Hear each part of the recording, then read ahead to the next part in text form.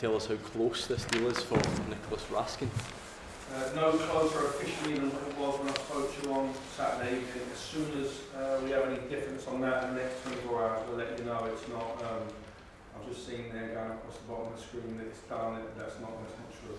What is it about the player that you like that's allowed it to get to this stage? Listen, he's an excellent player. There's loads of interest in him. He's got a lot of options, I believe.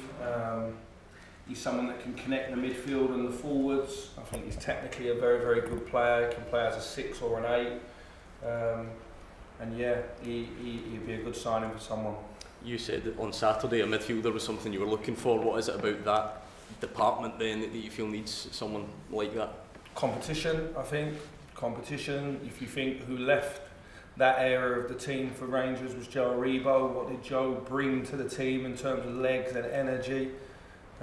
It's lazy to say that him and Tillman are similar because they're not. They're completely different. They're at different ages. I think Malik brings something different to Joe, and I feel that that type of player would help us. I want one more that would compete with maybe Jacko, John and Glenn Kamara in their sort of roles, and yeah, that's what we're looking for. If you were able to get that one over the line, would that lead to any of the current midfielders going elsewhere, loan deals or anything like that? Maybe one or two of the young ones is a possibility.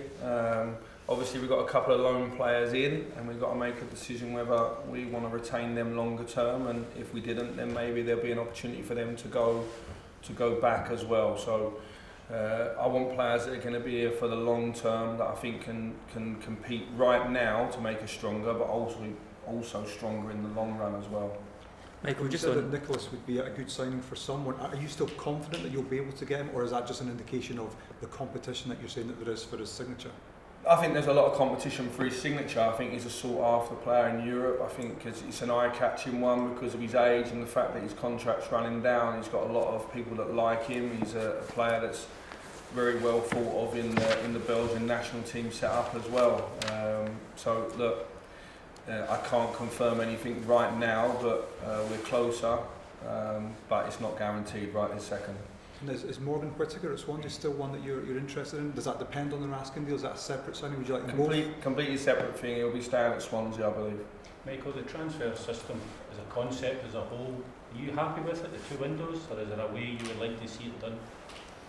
No, I'm happy with it. I'm happy with it. I'm someone that likes to work with the players you've got. It's difficult sometimes if you're almost in your mind making yourself a promise that 1 or 2 new ones are coming in. You can take your mind off of what's in front of you. I think I've got a lot of good players in front of me. I've tried to concentrate on them. When I get updates or I get asked about the players or the type of players I think we should bring in, I give my opinion. I'm there along the way, having the conversations with the players, doing presentations to them, speaking to their families and everything, and if it goes over the line, great, but I try to deal with the guarantees, which are the players in the building, and I've been pleased with them so far. I think the window's actually quite healthy because then the window shuts and coaching takes place, and I'm a coach, and I think that's, you try to see who gets the most out of their players. How have you found it trying to get players to Ibrox? Fine. Whenever I meet with players, they're super keen. It's just whether the right deals can be made. We obviously talk to more players than one, so we don't have like that's our target and we just go for him. There's always 2 or 3 players for each position that we're looking at. I'm really pleased with the level of players that are put in front of me from the recruitment department, but also I've got my own ideas of 3 or 4. We're very fortunate here that we're aligned, and probably that's something that we knew from our previous time here when I was heavily involved then with recruitment also. You said you were heavily involved then with recruitment. How different has it been for you this time around? Have you found it more stressful? Is there more on your mind trying to look at the games as well, or do you almost enjoy it more that you've got more control perhaps? I'm absolutely fine with it. Like, me and Ross are always on the same page. Obviously I speak a lot with the board as well, with John Park and the recruitment staff. We're all on the same page. We're a club in a country where you can't always get everybody you want because financially Scottish clubs don't have that. I've said it before, I think the managers in this league do a great job because no one buys the ready-made. I'm one of the more fortunate managers that can go and spend because we're not always able to do that, and that's why I think we've got managers in this country that do a really good job because they have to have a good eye for the player that they want. often bringing him in for a low fee or no fee, and they've got to make it work. I just wanted to ask you quickly about Antonio, who was just in. How big is it for you having him as an option from the start? And also, I think it was Friday that you'd said you perhaps considered partnering him up front with Alfredo for this game on Wednesday. Why would you consider that for this game, and what can two up front offer you that other formations don't? I think away from home, teams might go for you a little bit more, and you want to give them something to think about. I know you guys don't always see Fashion Sakala as a number 9, but he was recruited as one, and he's been moved wide, but he was a number 9 when he played in Belgium, played in the front 2. So I see that as something. Fashion missed out on the weekend. His wife just had a little baby girl, so sometimes people read too much into things. People do have lives outside of football, and my selections that you're managing as well, so congratulations to him. Since I've come in, Antonio was a player that I really wanted to work with. The reality is he's probably taken part in about 30% of the sessions. He came back into the squad for a couple of games just in case we needed a goal in the last 10 minutes, and you think, well, he's a natural goal scorer, I'll just throw him on. That's probably done him a disservice because he's not been able to build up his fitness in training. So the last week's been quite important. If he had to go hell for leather for 90 minutes right now, I don't think he would be able to. So I'm still pushing him to get him where I want him. And I think he's a very, very good player. He showed that early in the season when he came off a good pre-season, and obviously was scoring goals in bunches. And if we can get that Antonio in the next couple of weeks, I'll be delighted. Michael, you said there that Whittaker will stay at Swansea. What's happened there? Have you decided to pursue other targets? I think there was just one bid that went in and he got rejected, and since then there's been a lot of hot air around the situation. I think he's a boy that they like, that's why they brought him back from Plymouth. They obviously had their plan for him. I thought he was the strongest, probably the strongest or most eye-catching player in League One this season, and he's gone back to Swansea, and I think Swansea are probably looking at the league table thinking he's a really valuable asset. There's no problem with that. You know, he's their boy, and I think he's a good player, and I wish him and Swansea well. So for you, have you got another target lined up for that position? No, because I think when Todd come in, and I think when Yanis comes back from injury like he did at the weekend, it's like where would these players fit right now? I think maybe in the summer I'll have a clearer picture. I would like to bring another number 9 in the building that's different to the ones that we've got. My eyes are on that. I have my target on that, and that target is probably not available right now, but will be in the summer. So I don't want to give you any names on that because everybody else might start liking him, but I've got my eye on a very specific player for the summer, and I'm hoping that we'll be able to do that then. Michael, just to go back to Malik, very rare for a player so young to come in and make as big an impact as he has at Rangers. How has he been for you over the 10 games or so? Yeah, brilliant. He's a very shy young man, keeps himself to himself. He's learning about the hustle and bustle of British football, I think. You know, he's a really calm, composed young man, and that really helps him in the final third. I think he's a goal scorer from midfield. He has played as a number 9 and as a number 10 coming through at Bayern Munich. So look, I'm delighted with Malik. I'm trying to help Malik in a few areas in his game, which I think will enable him to go and play really at the high level in the future. To remind ourselves, he's 20, he's as young as some of the academy boys we've got around the team. And were there any discussions around maybe activating that clause this window, or has that always been something everyone's happy to wait till? Everyone's happy with it. He's on the same page, we're on the same page. For me, he's a player that I want to work with longer than this 6 months, so you can take from that answer what you will. Mike, we've talked about Raskin there, obviously saying there's a lot of competition for him. How pleased will you be if you get that over the line, and how much of a coup will it be for the club to get him? I think with the teams that are linked with him and the interest he's had, if he was to come here, then I think that he'd be very serious about playing for Rangers, and it would be a good asset for us to have. I think he'll have to come in and he'll have to adjust to the league. Each league's different, but at 21 he's got a bright future. He's already played probably the best part of 2 or 3 seasons as a regular for Standard Liège. He's obviously played for under 21s as well for Belgium and been in and around getting a senior call up, so he's a good player. Michael, you spoke about Tillman being a similar age to some of the academy players. Alex Lowry's obviously the name that springs to mind. With Cantwell coming in, is he still somebody that's going to stay around this window, and what can he learn from maybe Tillman? He can learn from training every day, from people like Arfield that have played in the Premier League, from Tillman, from Cantwell who's played in the Premier League, from Yanis Hadji who's a full international. If he takes the best bits off those players and still stays that lovely innocent self when he's got the ball in terms of big creation. He's got a chance of being a really, really important player for his club in the future.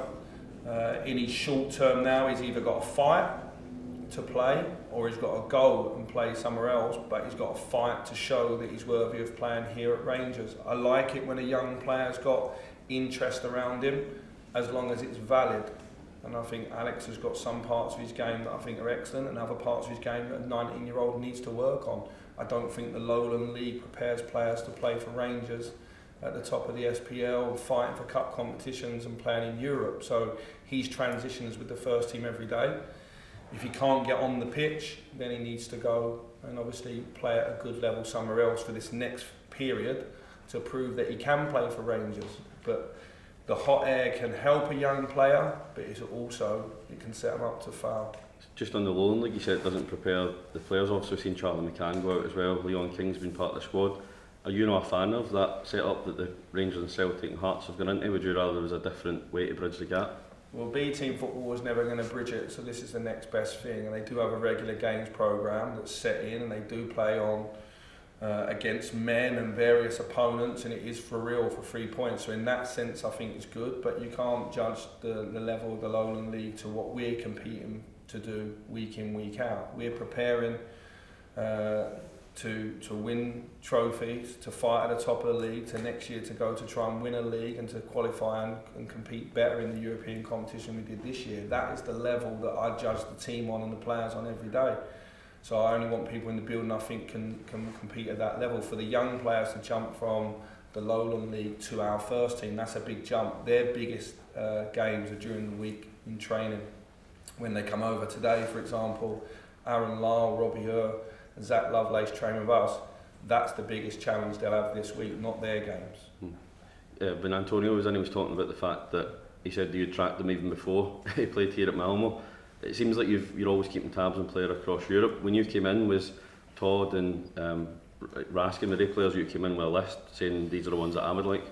In terms of Antonio, that's correct. When he was back at Rijeka, we looked at him. He was a player that was scouted. Obviously, he went off, played for PAOK and went on loan to Malmo, and then he scored 2 goals against us, so he hit us right in the face then. That seemed like we'd missed out on one when he did that. But obviously, you come back and he's in the squad, and it's nice that you can say to a player that you knew him 3 or 4 years ago, and you could speak to him about some moments in his career. In terms of Todd, Todd's a player that I've always been aware of. He's a player that maybe we felt might have been not in our range at one part, and then you sit down and have a conversation and realise that he's very aligned to our project and he's looking for a project like it. I think that was a lot of good work on everybody's part. In terms of Raskin, he's a boy that we've been aware of as well for since we played standard age, because they had him and a boy called Bastian, who's now at Burnley. They had a Marla that looks like he might move to Spain, and obviously we had 2 excellent games with him, but he was the player when we were analysing him that really jumped out because he was 18, 19 at the time. So I'm delighted that we're being linked with him and hopefully more than that. Michael, you've mentioned that you want to bring another goalkeeper into the club. What's your plans for John McLaughlin if you were to bring another board again? Well, John and Robbie are understudies to Alan at the moment, and at certain times John or Robbie would play. Robbie, unfortunately, is injured and is still 2 or 3 weeks away minimum. Unfortunately, so he's not been in the loop in terms of being able to compete with the other 2, so they've not really had a fair fight out, if you like, and I wanted to stabilise the team in terms of the back 4 and take a little bit of doubts away. I think we've done that, and that's why our form's been good in terms of the results. Michael, just a quick word on the game on Wednesday. What are you expecting from Hearts, and how tough a test is it to go to Tynecastle? Well, you need to listen to his words. They're the 3rd best team in the country, so I know I got a bit of stick for getting that wrong. It wasn't. I sent Robbie a message via a mutual friend straight after because I knew I'd made a mistake there. I honestly hadn't looked at the league table, and I know that sounds crazy, but I know where my team are in the league. You guys tell me every week where I am and how many points I am behind, so there's no need for me to look at a league table. So there was no disrespect in that. I think Robbie's done a fantastic job for the 2nd time at Hearts. I think playing in Europe, like it's done for our Rangers squad, it kicks you on 2 or 3 notches, and the fact they had European group stage football this year would have took his players on 2 or 3 levels, and I think we're seeing that domestically now in their performances. It's the strongest heart squad I can remember, and I always like going to Tynecastle, a feisty game. We take good fans, their fans are up, and I'm sure they're looking forward to us going there on Wednesday, and we're looking forward to going there as well. Any players out, any players in? No, there's no injury issues from the weekend. Jacko had a nasty one on the shin that came up a little bit, and at half time I thought it was the best just to bring him off with a view to tomorrow night. So other than that, we're fine. Michael, just really quick, we'll not see until after the window's shut, so you're talking about Raskin. If you get that done, is that you finished, or are you still got other irons in the fire? You still trying to bring anyone else in? Yeah, I don't want to go too far on that one because it's not done, but anything could happen in the next 24 hours, I would say. Michael, can I ask about, you said loan players maybe potentially going back. There was James Sands, someone who still has a role to play for you between now and the end of the season when that loan's up? Yeah, listen, all the players that are in other parts of play, but if 1 or 2 things happen in the next 24 hours, it moves the goalpost for everyone. My office is it's like a doctor's office this morning. There was 1 or 2 waiting that want to have a conversation, all positive, but obviously when new players come in, it does move the goalpost and people go home and it gets competitive. That's what I want. That's what we've not had probably for the first month of me coming in. The second month that I've just finished was a lot more like it in terms of competition, and I felt at the weekend that was the strongest squad that I've been able to pick from so far. You touched upon the centre-back position, Michael. Is that with a view to adding in this window? I think we need to moving forward just because there's a little bit of uncertainty around the centre-half positions, and when Connor and Ben weren't fit, we were having to play midfielders there or Leon, and Leon's had a fantastic first half of the season, but that was a lot of pressure thrown on his young shoulders as well. So I think moving forward, if I just want some certainty in that position, and if we was to get an injury, I still want certainty, because I think you build a team from the back forward, you build a team out of possession first, and it really helps if you have mainstays in the centre of your team. Confident you'll get something done then between now and the end of the window? Or? There's 1 or 2 really interesting things. They become much more clear in the summer, if I'm honest, but if we can force something through, we'll try to. Thanks, guys. Thank you. Cheers. Thank you.